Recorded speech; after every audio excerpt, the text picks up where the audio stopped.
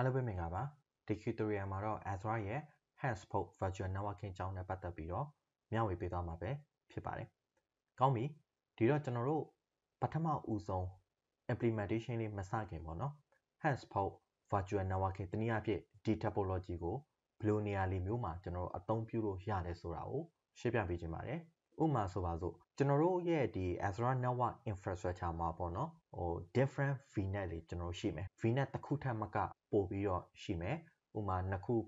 သို့မဟုတ်3 4 5ခုကျွန်တော်တို့ရှိတယ်ပေါ့ဆိုတော့ဒီလို scenario မျိုးမှာဥပမာ VNet 01မှာဆိုလို့ရှိရင်ကျွန်တော် web application တွေရှိမယ် VNet 02မှာဆိုရင်ကျွန်တော် database တွေရှိမယ် VNet 03မှာဆိုလို့ရှိရင် VM လေးကျွန်တော်ရှိမယ်ပေါ့နော်ဒီလိုမျိုးဒီသက်ဆိုင်ရာ VNet လေးမှာသူ့ရဲ့သက်ဆိုင်ရာ service တွေကျွန်တော်တို့ deploy လုပ်ထားတယ်အဲ့လိုအနေထားမျိုးမှာ VNet 01မှာရှိနေတဲ့ web application နဲ့ VNet 02မှာရှိနေတဲ့ database တွေနဲ့ကျွန်တော်တို့ဘာဖြစ်ချင်လဲဆိုရင် network connectivity ကျွန်တော်ရချင်တယ်ဒီလို reach ပဲဖြစ်ချင်လဲဆိုရင် Azure ကနေပြီးတော့ support လုပ်ပေးထားတဲ့ feature တစ်ခုရှိတယ်အဲ့ဒါကိုကျွန်တော်တို့ကဘာလို့ခေါ်လဲဆိုရင် VNet peering လို့ခေါ်တယ် VNet peering က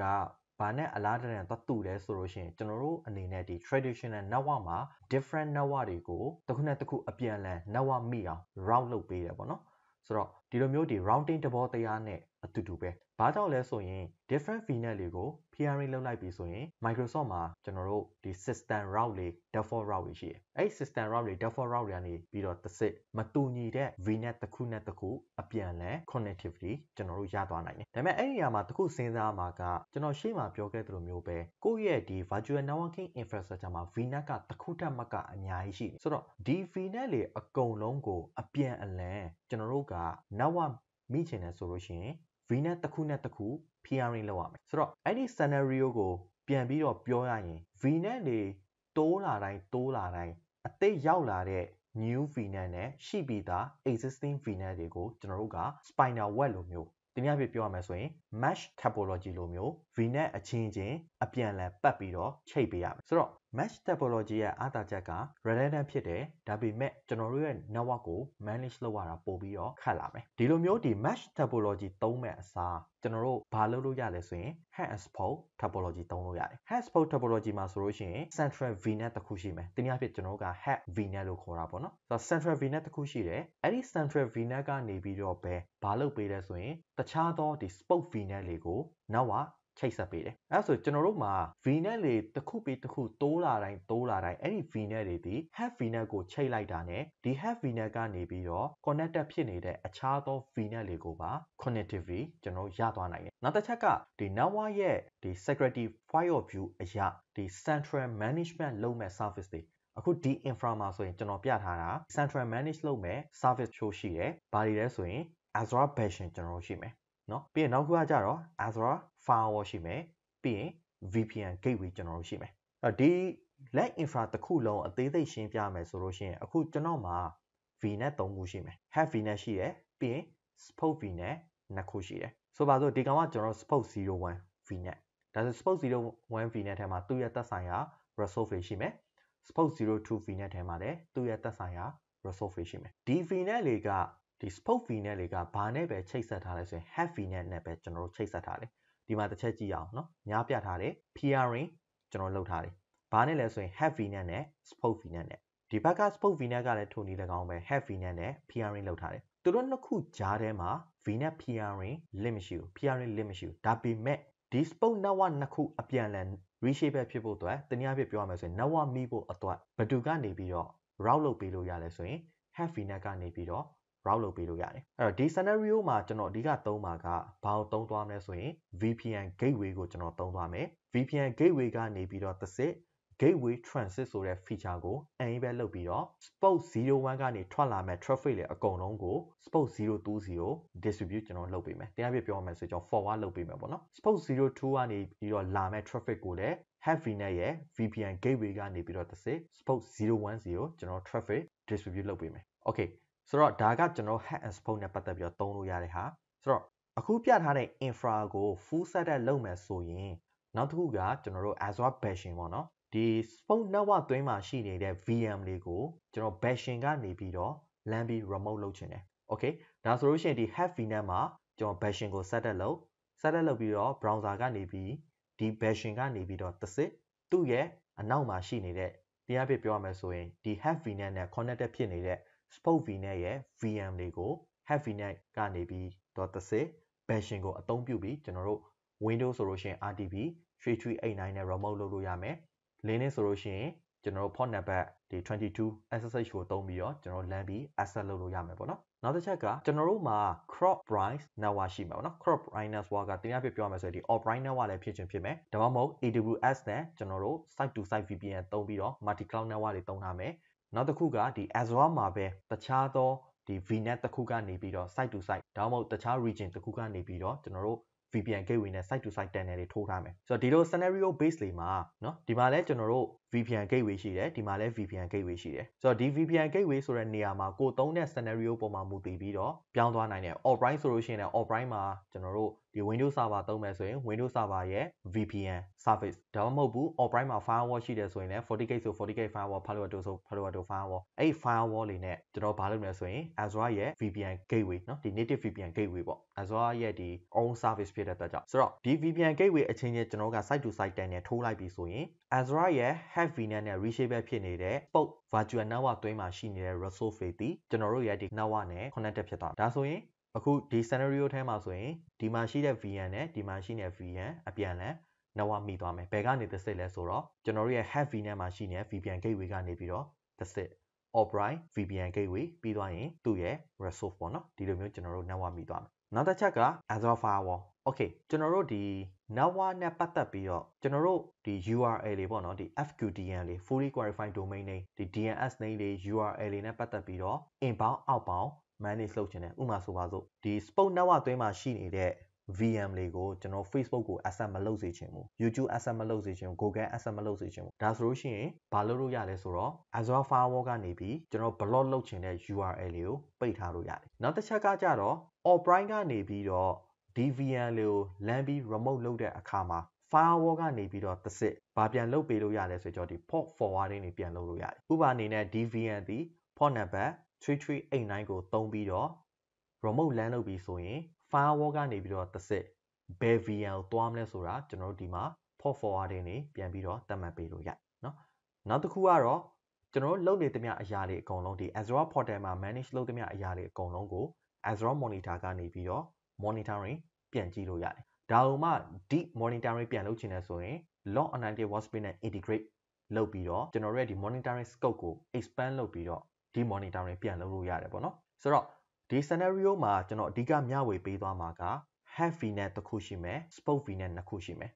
ဆိုတော့ spoke VNet 01ထဲမှာ VM01 ကျွန်တော် create လုပ်မယ် spoke VNet 02ထဲမှာ VM02 create လုပ်မယ်ပြီးတော့ have VNet မှာ VPN gateway ကျွန်တော်တို့ deploy လုပ်မယ်ပြီးသွားပြီဆိုရင် spoke 01နဲ့ have VNet နဲ့ VNet peering လုပ်မယ် spoke 02နဲ့ have VNet နဲ့ VNet peering ကျွန်တော်လုပ်မယ်ပြီးသွားရင် user define route တွေသုံးပြီးတော့ spoke 01ကလာမဲ့ traffic ကို spoke 02စီကိုကျွန်တော် forward လုပ်မယ် spoke 02ကလာတဲ့ traffic ကို spoke 01စီကို forward လုပ်နောက်ဆုံး reserve က spoke 01ထဲမှာရှိနေတဲ့ VN နဲ့ spoke 02မှာရှိနေတဲ့ VN အပြန်လည် network မိရเนาะဆိုတော့ဒီ Azure ကနေပြီးတော့အခုနောက်ပိုင်းထွက်လာတဲ့ feature တစ်ခုရှိတယ်ပေါ့နော်အဲ့ဒါကဘာလဲဆိုရင် virtual network manager ဒီ scenario မှာတော့ကျွန်တော် virtual network manager ကိုမသုံးသေးဘူးအမှန်ကဟို virtual network manager သုံးပြီး hack and spoke topology deploy လုပ်ရင်ပို့ပြီးတော့လွယ်တယ်เนาะအခုကကျွန်တော် virtual network manager မသုံးဘူးဒီတိုင်းပဲ VNet peering လုပ်မယ်ပြီးရင် user define route တွေကျွန်တော်တို့ရေးမယ် okay ဒါဆိုလို့ရှိရင်ကျွန်တော်တို့စလိုက်အောင်ပထမဆုံးကျွန်တော်ဘာရင်လုပ်မလဲဆိုရင် have VNet ကိုအရင်လုပ်မယ်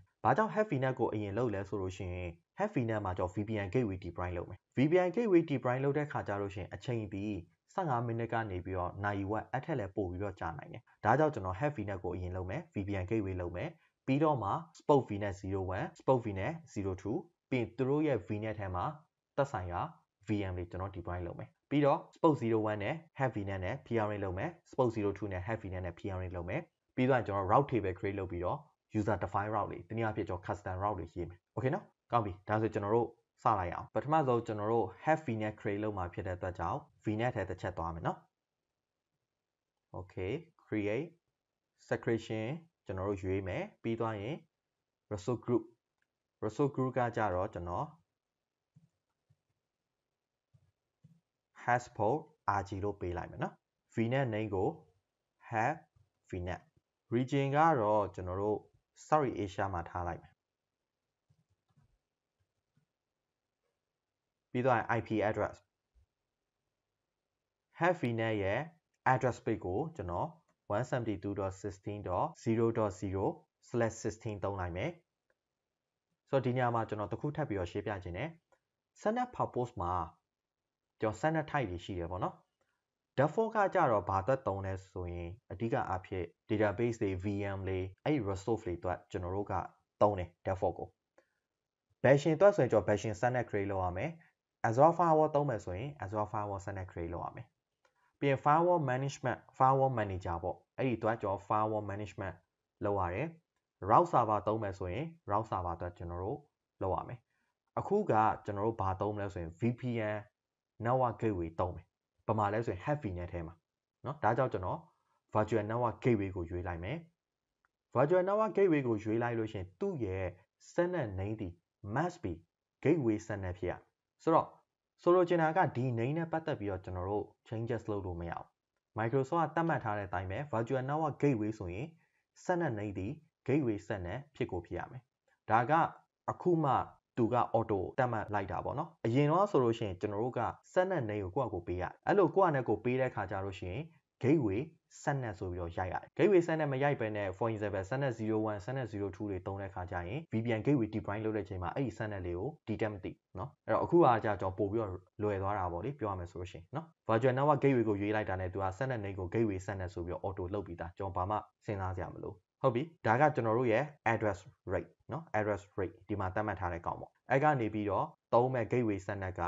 172.60.0.0/24 ဆိုတော့ကျွန်တော် default တိုင်းပဲထားလိုက်မယ် save ပြီးတော့ရင် review and create okay ပြီးရင်ကျွန်တော်တို့ create နှိပ်လိုက်เนาะ okay ကျွန်တော်တို့ have VNet ရပြီဒါဆိုရင်အဲ့ဒီ have VNet ထဲမှာဘာထပ်လုပ်မလဲဆိုတော့ VPN gateway create လုပ်မယ်အဲ့တော့ဒီနေရာမှာ search ကနေပြီးတော့ virtual network gateway လို့ကျွန်တော်ရိုက်ရှာလိုက်เนาะအဲ့ဒီမှာ virtual network gateway ထဲသွား create gateway name ကို VPN GW လို့ကျွန်တော်တို့ပေးလိုက်ပြီးတော့ gateway ရဲ့ queue အမျိုးအစားရှိမယ်เนาะကျွန်တော် default တိုင်းပဲထားခဲ့မယ် generation 2ပြီးတော့ဒီ VPN gateway ကိုဘယ် VNet မှာကျွန်တော် deploy လုပ်ပါလဲကျွန်တော် have VNet ထဲမှာလုပ်မယ်เนาะဒါကြောင့်ဒီနေရာမှာ have VNet ကိုရွေးပြီးတော့ဒီမှာသူက subnet ကို auto detach တည်တယ်เนาะဘာကြောင့်လဲဆိုတော့ gateway subnet ဆိုတဲ့ name ဖြစ်နေတော့ VPN gateway အတွက် public IP address လိုတယ်ဒါတို့ရှိပြီးသားဆိုရင်တော့ existing နဲ့ကျွန်တော်ရွေးမယ်အခုကမရှိဘူးเนาะအဲကြောင့်ဘာပေးမလဲဆိုရင် VPN GW PIP public IP ကသူက name ပဲပေးရတယ်လိုအပ်တဲ့ IP ကို Microsoft ရဲ့ DHCP server နေစိုင်းချပေးလိုက်မယ်အဲ့ဒီအတွက်ကျွန်တော်ဘာမှစိတ်ပူစရာမလိုเนาะအဲ့တော့ကိုသုံးမဲ့ public IP address name ကိုဒီနေရာမှာပေးလိုက်ရပြီနောက်တစ်ချက်က VPN gateway နှစ်ခုမသုံးဘူးအဲ့ဒါကြောင့်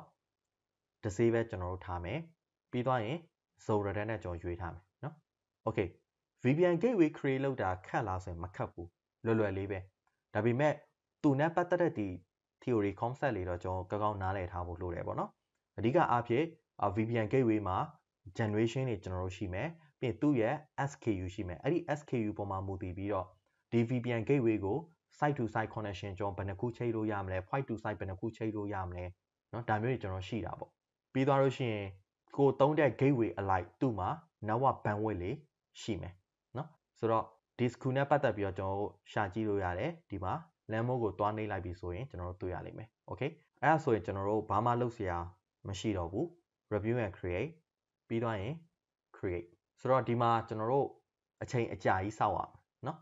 အဲ့တော့ကျွန်တော်ဘာလုပ်မလဲဆိုရင် spoke 01နဲ့ spoke 02ကျွန်တော်တို့စပြီးတော့လုပ်အဲ့တော့ကျွန်တော်နောက်ထပ် port တစ်ခုထပ်ခေါ်လိုက်မယ် VNet လေး subnet လေးကျွန်တော်တကူးတကမလုပ်တော့ဘူးเนาะဘာကြောင့်လဲဆိုတော့ VM deploy လုပ်တဲ့အခါမှာလိုအပ်တဲ့ VNet လေး subnet လေးကိုတစ်ခါတည်းလုပ်လို့ရတယ်ဒါကြောင့်မို့လို့ကျွန်တော် VM ပဲ deploy လုပ်လိုက်မယ် VM okay create Azure VM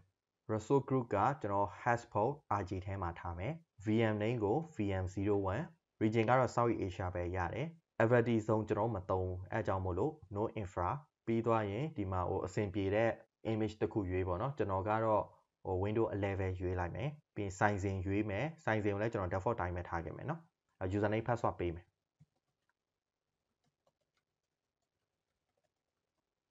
ဒီ VM remote လုပ်မှာဖြစ်တဲ့အတွက်ကြောင့် public inbound port 3389ကိုကျွန်တော် allow လုပ်ခဲ့မယ် ပြီး networking မှာ VM01 ဒီ support 01 VNet မှာကျွန်တော် define လုပ်မယ်ဒါကြောင့်မို့လို့ virtual network နေရာမှာကျွန်တော် have VNet ကိုမသုံးเนาะ new ကျွန်တော်တို့သွားမယ် VNet name ကို support 01 VNet ဟုတ်ပြီ address rate ကိုကျွန်တော် 192.168.10.0/24 ကျွန်တော်သုံးလိုက်ပြီးရင်ဒီ address rate အတိုင်းကိုပဲကျွန်တော် full set နဲ့အပြည့်ယူပလိုက် set net name ကိုကြတော့ support 01 set net okay ရပြီเนาะဆိုတော့ address rate အပြည့်ကိုကျွန်တော် set net ယူပလိုက်တယ်เนาะ okay ရပြီကျန်တာတော့ကျွန်တော်ဘာမှလုပ်စရာမရှိတော့ဘူးအဲ့တော့ review and create ဟုတ်ပြီเนาะကျွန်တော် variation free တယ်အဓိက variation free တာကတော့ကျွန်တော်တခုမေ့ကြံခဲ့တယ်အဲ့ဒါဘာလဲဆိုရင် Windows 11 image ဖြစ်တဲ့အတွက်ကြောင့် license agreement เนาะဒါလေးကျွန်တော်အမှန်ချက်ရမယ်အဲ့ဆိုရင်ရပြီ review and create ရပြီเนาะအဲ့ဆိုကျွန်တော်ဒီမှာ create နေလိုက်မယ်ဒါဆိုရင် VM01 define လုပ်နေမယ်အဲ့တော့ကျွန်တော်နောက်ခုဆက်သွားမယ် okay နောက်ခုကကျွန်တော်တို့ဗာလဲဆိုရင် VM02 เนาะဒီမှာ VM02 availability zone ကျွန်တော်မသုံးဘူး Windows 11 username password ပေးမယ်ဒီမှာတော့ username ကိုကျွန်တော် cracky လို့ပေးလိုက်မယ်เนาะ license agreement ပြီးတော့ networking ကနေပြီးတော့ဒီကောင်ကိုကြာတော့ကျွန်တော် support 02 VNet ဒါကြောင့် create new support 02 VNet เนาะဒီကောင်ရဲ့ address rate ကို 192.168.20.0/24 ပြီးတော့ဒီ address rate ကိုကျွန်တော်တို့ set net အနေနဲ့ full rate ပြန်ယူပလိုက်เนาะရပြီเนาะပြီးသွားရင်တော့ဘာမှလုပ်စရာမရှိတော့ဘူး review and create okay ရပြီကျွန်တော် create နေလိုက်เนาะဒါဆိုအခုလောလောဆယ်ကျွန်တော်ဘာတွေပြီးသွားပြီလဲဆိုရင် VNet 3ခုပြီးသွားပြီ have VNet ရှိမယ် support 01 support 02 support 01မှာ VM01 support 02မှာ VM02 ပြီးသွားတော့ have VNet မှာကျွန်တော် VPN gateway create လုပ်ထားတယ်နောက်တစ်ဆင့်အနေနဲ့ကျွန်တော်ဘာလုပ်မလဲဆိုရင် have export topology စပြီးတော့မ run ခင် VNet 01နဲ့ VNet 02 network မိလားမမိလားကျွန်တော်အရင် verify လုပ်ကြည့်အောင်เนาะအဲ့တော့ဒီမှာကျွန်တော်ခဏလေးစောင့်မယ် VM02 define လုပ်ထားတော့ VM01 ကိုကျွန်တော်ချက်စစ်ကြည့်အောင် okay ကျွန်တော် VM01 တော့ပြီးသွားပြီเนาะအဲ့ဒါဆိုရင် VM01 ကိုကျွန်တော် initial setup လေးလုပ်အောင် go to resource ထဲသွားအဲ့မှာကျွန်တော်တို့ public IP လေးချက် copy ကူเนาะပြီးရင် run box ကနေ mstsc/v ပြီးရင်ကျွန်တော် public IP address ထည့် okay username က tzp ပြီးရင်ကျွန်တော် password ထည့်မယ်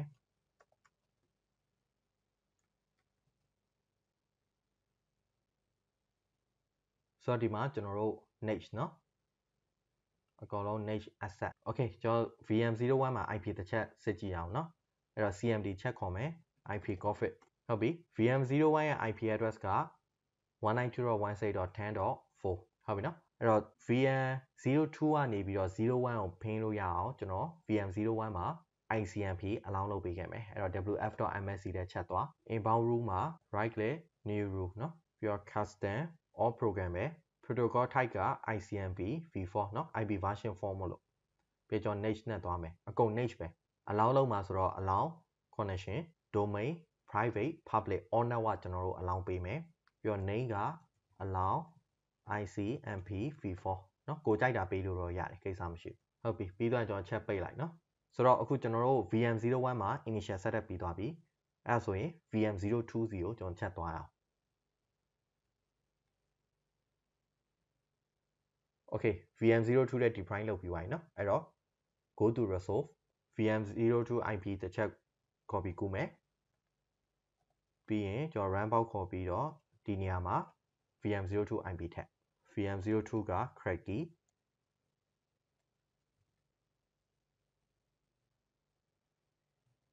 okay ကျွန်တော် next ပဲ asset okay VM02 နဲ့ VM01 က wallpaper ကျွန်တော်တို့တူနေเนาะအဲ့တော့ကျွန်တော်ကွဲသွား wallpaper လေးချက်ချိန်လိုက် okay ရပြီဒါဆိုရင် VM02 ရဲ့ IP address တစ်ချက်စစ်ကြည့်အောင် okay IP config เนาะဆိုတော့ VM02 က 192.168.20.4 အဲ့ဆိုကျွန်တော် VM01 ဖိန်းကြည့်အောင် VM01 မှာခုနကတော့ ICMP ကျွန်တော် allow လုပ်ပေးခဲ့တယ်ဟုတ်လားအဲ့ဒီမှာဖိန်း 192.168.10. ဘယ်လောက်လဲဆိုရင်4เนาะ -t နဲ့ကျွန်တော်ပင်းထားကြည့် okay network မမိသေးဘူးเนาะကျွန်တော် request ထိုင်အောင်အဲ့တော့ VM02 မှာလည်းကျွန်တော်တို့ဘာလုပ်ခဲ့မလဲဆိုရင် ICMP အလောင်းလုပ်ခဲ့မယ်အဲ့တော့ runbout ကနေ wf.msc okay inbound မှာ right click new rule custom ရွေးမယ် all program ပဲ protocol က ICMP v4 အကုန်လုံးကျွန်တော်တို့ niche ပဲเนาะ firewall rule name က ICMP v4 ရပြီအဲ့တော့ဒီမှာเนาะကျွန်တော်တို့ရေးထားတဲ့ rule allow ICMP v4 အဲ့ဆိုရင်ကျွန်တော်တို့ဒီမှာတစ်ချက်ကြည့်เนาะ VM010 ကျွန်တော်တို့အဆက်မပြတ်ဖိထားတယ် request time အောင်ဖြစ်အဲ့တော့01နေပြီးတော့02တဲ့ကျွန်တော်ဖိကြည့်အောင် okay ဒီကောင်ကကျွန်တော် VM01 เนาะ VM01 က 192.168.10.4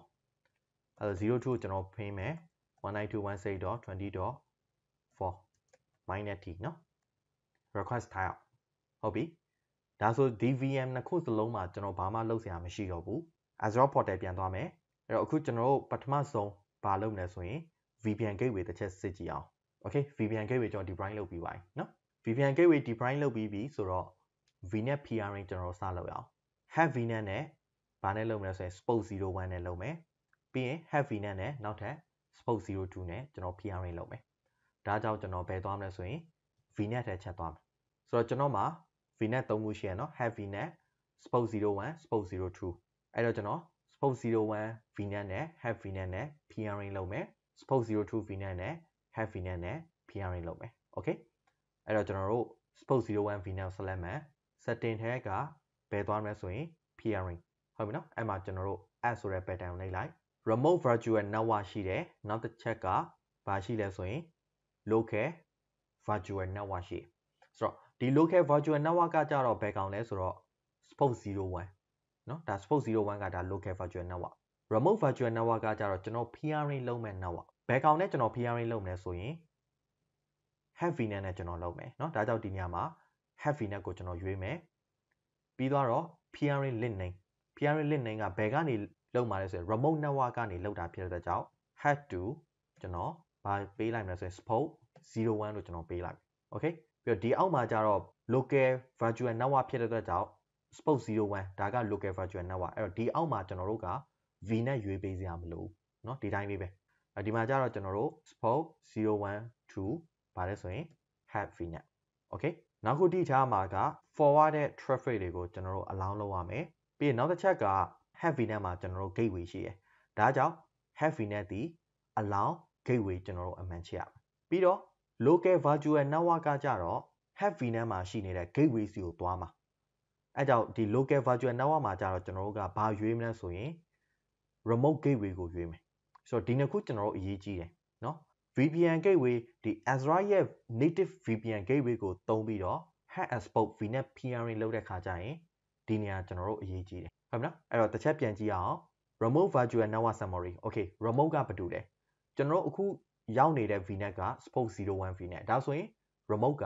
have VNet နဲ့လုပ်ပါเนาะဒါဆိုကျွန်တော်ကဒီမှာ had to spoke 01ကြိုက်တဲ့ name ပေးလို့ရတယ်เนาะ VNet က have VNet နဲ့လုပ်မှာဖြစ်တဲ့ကြောင့်ကျွန်တော် have VNet ကိုရွေးတယ်ပြီးတော့ have VNet က traffic တွေကိုကျွန်တော်တို့ forward လုပ်မယ်ပြီးတော့ have VNet မှာဘာရှိလဲဆိုရင် gateway ရှိတယ်ဒါကြောင့် have VNet ဒီ allow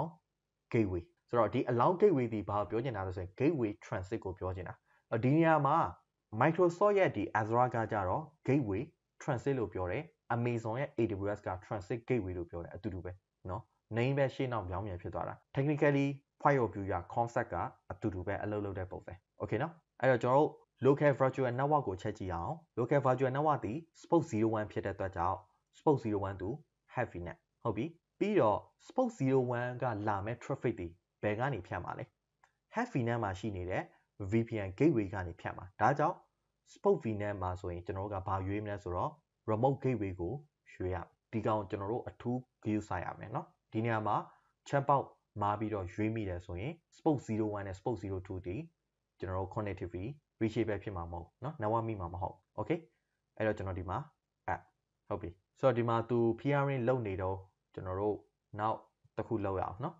VNet ထဲပြန်သွားမယ်ဒီခါကျတော့ spoke 02 okay ကျွန်တော်တို့ peering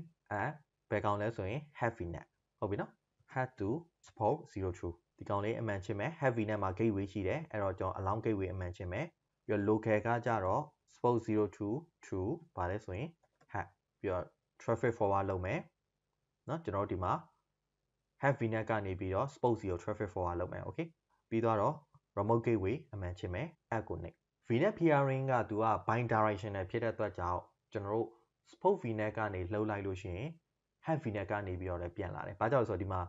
local network အတွက် spoke to have เนาะပြီးရင်အပေါ်မှာကျွန်တော် remote အတွက် had to spoke เนาะ0 to သွားထားတာပေါ့အဲ့တော့ bind directional ဖြစ်တဲ့အတွက်ကြောင့် peering ကအပြန်လဲ have နဲ့ spoke နဲ့ကအလိုရောက်သွားတယ်เนาะ okay ဒါဆိုကျွန်တော်တို့တစ်ချက်ကြည့်အောင်အခုဒီမှာ spoke 02 okay နော် spoke 02 vnet ကသူ peering link ကဘယ်ကိုချိန်ထားလဲ spoke 02ကနေပြီးတော့ have vnet ကိုချိန်ထားတယ်ဟုတ်ပြီနော် remote vnet ကဒီမှာ have vnet connectivity okay တယ်เนาะ fully synchronized ဖြစ်တယ် spoke 01မှာချက် verify လုပ်မယ် spoke 01ကလည်း spoke 01 to have vnet remote network က have vnet fully synchronized ဖြစ်တယ် have vnet မှာတစ်ချက်ကြည့်အောင်အဲ့မှာတစ်ခုထူးခြားချက်ကကျွန်တော်တို့ဗာလဲဆိုရင်ဒီကောင်လေးเนาะဒီမှာ virtual network gateway เนาะဒီ virtual network gateway ဒီမှာ disable ဖြစ်နေ okay have vnet မှာချက်ကြည့် have vnet မှာကျတော့ဘာဖြစ်နေလဲ AIM ပဲဖြစ်နေတယ်เนาะဘာကြောင့်လဲဆိုတော့သူ့မှာ VPN gateway ရှိလို့ okay ဒီမှာကြောကြည့်အောင်เนาะမှန်ကြည့် have vnet ကနေ spoke 01 have vnet ကနေ spoke 02 virtual network gateway AIM ပဲလောက်တာဆိုတော့ဒီအနေထားမှာကျွန်တော်တို့က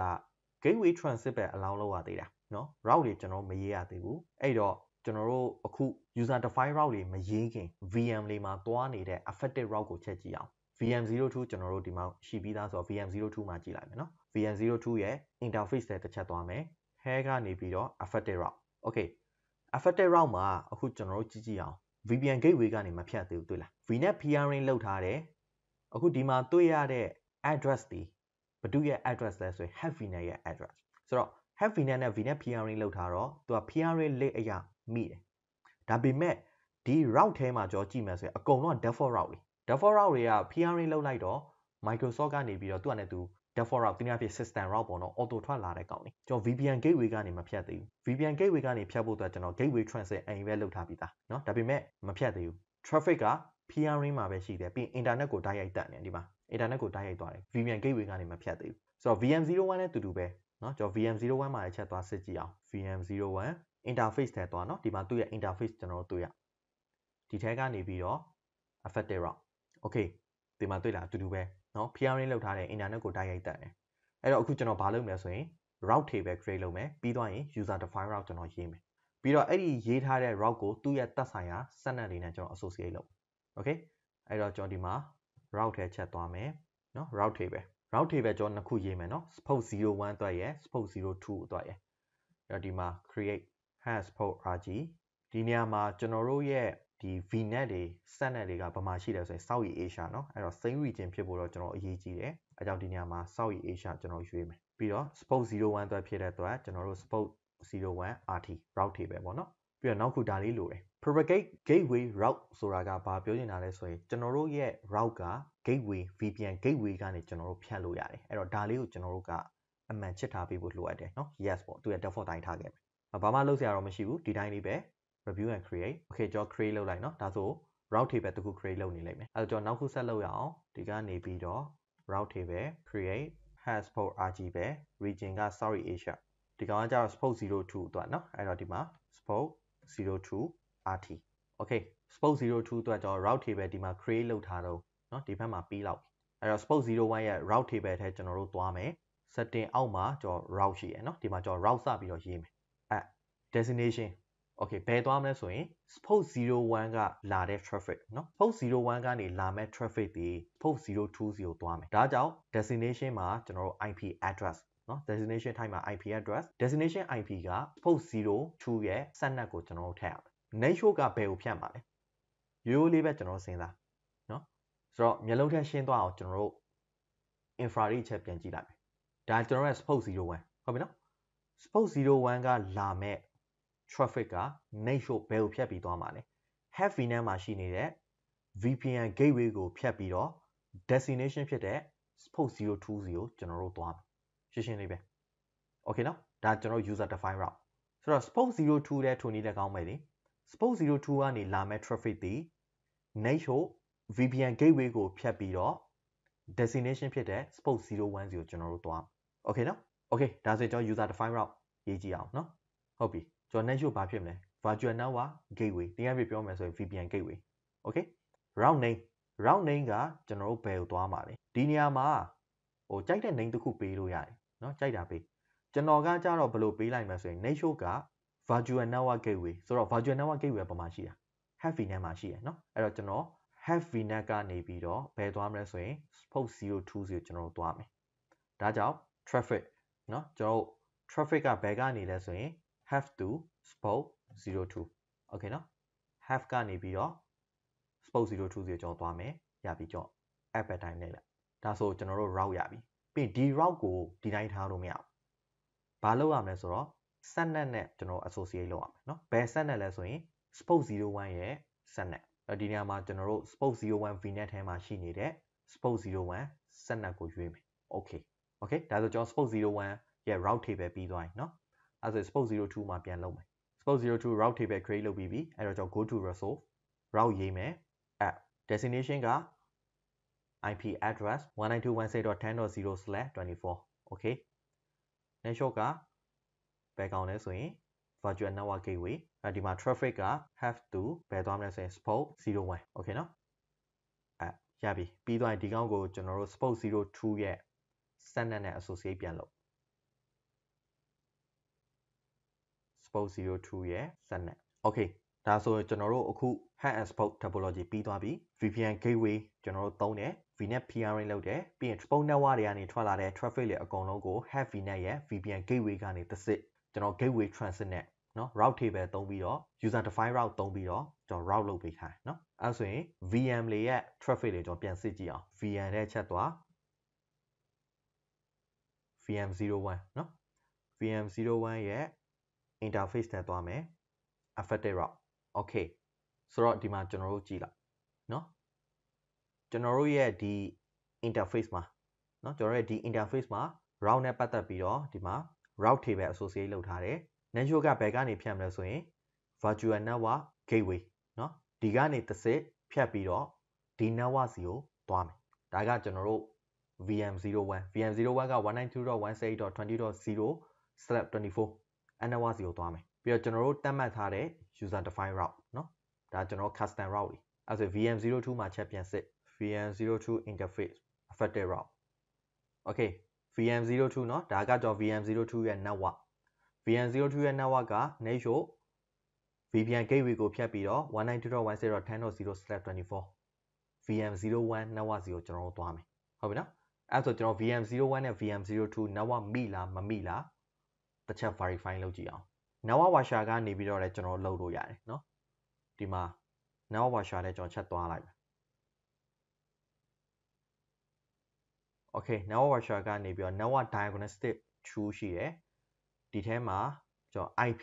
flow verify เนาะတစ်ချက်ကြည့်အောင် okay VM ကကျွန်တော် VM01 ဟုတ်ပြီ VM01 ရဲ့ interface ဟုတ်ပြီနော်ဆိုတော့ VM01 ရဲ့ interface က local port address remote ကျွန်တော်ဆန်းကြည့်မယ်3389 okay remote IP address က 192.168.20.4 ဟုတ်လားဘာကြောင့်လဲဆိုတော့ VM01 ကကျွန်တော်10.4လေ VM02 က 20.4 remote port address ဘယ်လောက်လဲဆိုရင် RDP 3389ပဲကျွန်တော်တို့ထားလိုက်เนาะပြီးသွားရင် verify လုပ်ကြည့်မယ် okay ဒီမှာကျွန်တော်ကြည့်လိုက် success ဖြစ်တယ်เนาะ allow လုပ်ပေးထားတယ်ကျွန်တော် success ဖြစ်တယ် target resolve เนาะ target resolve ကဘယ်ကောင်လဲဆိုရင် VM01 เนาะ target resolve က VM01 ပြီးတော့ဒါကကျွန်တော်တို့ DVM ရဲ့ IP အဲ့ဒါကို remote IP ဖြစ်တဲ့ 20.4 ကနေပြီးတော့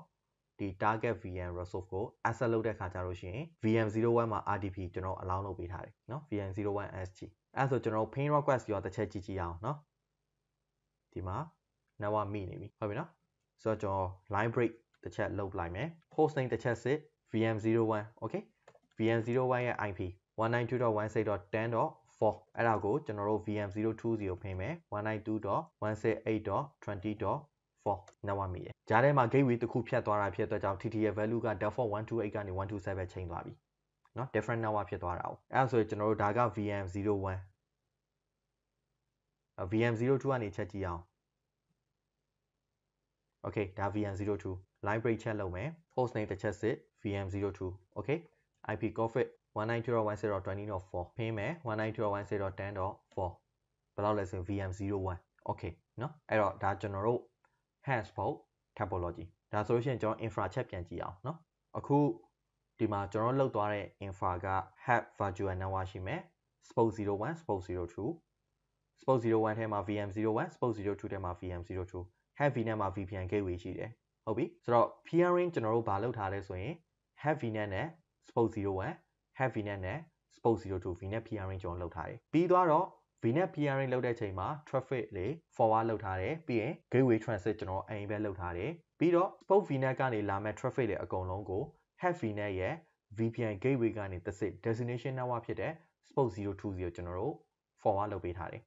ထွန်းတီး၎င်းပဲကျွန်တော် reverse ပြန်လုပ်ထားတယ်နော် spoke 02ကနေလာတဲ့ traffic လေးဒီ have VNet ရဲ့ VPN gateway ကနေတစ်စစ် spoke 010ကျွန်တော်တို့တွားထားတယ်ဆိုတော့အခုဒီမှာပြထားတဲ့ infra ရဲ့ single test လေးတစ်ခုပဲကျွန်တော် implement လုပ်ပြသွားတယ်ပေါ့နော်additional အနေနဲ့ကိုယ့်နဲ့ကိုထပ်ချင်တယ်ဆိုရင် version ထည့်ပြီးတော့ have VNet ရဲ့ version ကနေတစ်စစ်ပုတ်ထဲမှာရှိနေတဲ့ VM လေးကိုကျွန်တော် access ရအောင်လုပ်လို့ရတယ်ပြီးတော့ have VNet မှာ Azure Firewall integrate လုပ်ပြီးတော့ spoke VNet ကနေလာမဲ့ traffic လေးအကုန်လုံးကို Azure Firewall ကနေကျွန်တော် control ပြန်လုပ်လို့ရတယ်ဥပမာဆိုပါစို့ရှေ့မှာကျွန်တော်ပြောခဲ့တဲ့ပဲ Facebook တွေမပေးချင်ဘူးကျွန်တော်တို့ access မလုပ်စေချင်တဲ့ website တွေရှိတယ်ဆိုရင် URL address တွေနဲ့ Azure Firewall မှာကျွန်တော်ပိတ်ထားလို့ရတယ်เนาะပြီးတော့All-Prime ရှိတယ်ဆိုရင် All-Prime ကနေပြီးတော့ကျွန်တော်တို့เนาะ site to site တန်နဲ့ထိုးပြီးတော့ All-Prime မှာရှိနေတဲ့ VN တွေကနေပြီးတော့ have VNet ရဲ့ VPN gateway ကနေတစ်စစ် spoke ထဲမှာရှိနေတဲ့ VN တွေကိုလမ်းပြီးတော့ access လုပ်လို့ရပြီးတော့ Azure Firewall ကနေပြီးတော့လည်းเนาะ port forwarding လုပ်လို့ရတယ်ဒီ Azure Firewall ရဲ့ public IP address ကို RDP နဲ့လမ်းခေါ်လိုက်ပြီးဆိုတာနဲ့သူ့ရဲ့ backend ထဲမှာရှိနေတဲ့ bell VNC ကို remote လုပ်ပါဆိုပြီးတော့ကျွန်တော်တို့ RDP port လေး allow လုပ်ပေးထားလို့ရတယ်เนาะ cross province network လို့ပြောရဖြစ်တဲ့ကြောင့် All-Prime လည်းဖြစ်မယ် Azure ပေါ်မှာပဲတခြားdifferent infra တစ်ခုလည်းဖြစ်မယ်ဒါမှမဟုတ်ဒီ multi cloud scenario တွေဖြစ်တဲ့ဒီ Amazon နဲ့ကျွန်တော်တို့ဒီ Microsoft နဲ့ site to site တန်နဲ့ထိုးပြီးတော့တွားတဲ့ scenario base တွေလည်းကျွန်တော်ဖြစ်နိုင်တယ် Okay ဆိုတော့အားလုံးပဲအဆင်ပြေကြလိမ့်မယ်လို့မျှော်လင့်ပါတယ်ကျွန်တော်နောက် tutorial တွေမှာထပ်ပြီးတော့တွေ့ကြတာပေါ့